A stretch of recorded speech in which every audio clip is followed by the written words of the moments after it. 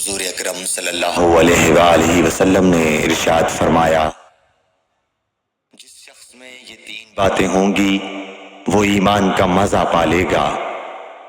ایک یہ کہ وہ شخص جسے اللہ اور اس کا رسول ان کے ماں سوا سے زیادہ عزیز ہوں، اور دوسرے یہ کہ جو کسی بندے سے محض اللہ ہی کے لیے محبت کرے، اور تیسری بات یہ کہ جسے اللہ نے کفر سے نجات دی ہو پھر دوبارہ کفر اختیار کرنے کو وہ ایسا برا سمجھے جیسا آگ میں گر جانے کو برا جانتا ہے۔ صحیح بخاری حدیث نمبر 21۔ حضرت محمد مصطفیٰ صلی اللہ علیہ وآلہ وسلم نے فرمایا، جب جنتی جنت میں اور دوزخی دوزخ میں داخل ہو جائیں گے، اللہ پاک فرمائے گا جس کے دل میں رائی کے دانے کے برابر بھی ایمان ہو اس کو بھی دوزخ سے نکال لو۔ تب ایسے لوگ دوزخ سے نکال لیے جائیں گے اور وہ جل کر کوئلے کی طرح سیاہ ہو چکے ہوں گے، پھر زندگی کی نہر میں یا بارش کے پانی میں ڈالے جائیں گے۔ اس وقت وہ دانے کی طرح اگائیں گے جس طرح ندی کے کنارے دانے اگاتے ہیں۔ کیا تم نے نہیں دیکھا کہ دانہ زردی مائل پیچ در پیچ نکلتا ہے؟ صحیح بخاری حدیث نمبر 22۔ حضور اکرم صلی اللہ علیہ وآلہ وسلم نے فرمایا، میں ایک وقت سو رہا تھا، میں نے خواب میں دیکھا کہ لوگ میرے سامنے پیش کیے جا رہے ہیں اور وہ کرتے پہنے ہوئے ہیں، کسی کا کرتا سینے تک ہے اور کسی کا اس سے نیچا ہے۔ پھر میرے سامنے عمر بن خطاب لائے گئے، ان کے بدن پر جو کرتا تھا اسے وہ گھسیٹ رہے تھے، یعنی ان کا کرتا زمین تک نیچا تھا۔ صحابہ رضی اللہ تعالیٰ عنہ نے پوچھا کہ یا رسول اللہ اس کی کیا تعبیر ہے؟ آپ نے فرمایا کہ اس سے دین مراد ہے۔ صحیح بخاری حدیث نمبر 23۔ ایک مرتبہ رسول کریم صلی اللہ علیہ وسلم ایک انصاری شخص کے پاس سے گزرے، اس حال میں کہ وہ اپنے ایک بھائی سے کہہ رہے تھے کہ تم اتنی شرم کیوں کرتے ہو؟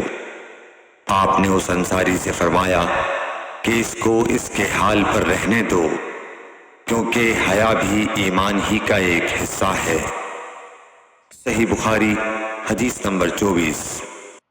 رسول اللہ صلی اللہ علیہ وسلم نے فرمایا، مجھے اللہ کی طرف سے حکم دیا گیا ہے کہ لوگوں سے جنگ کروں اس وقت تک کہ وہ اس بات کا اقرار کر لیں کہ اللہ کے سوا کوئی معبود نہیں ہے، اور یہ کہ محمد صلی اللہ علیہ وسلم اللہ کے سچے رسول ہیں، اور نماز ادا کرنے لگیں اور زکوٰۃ دیں۔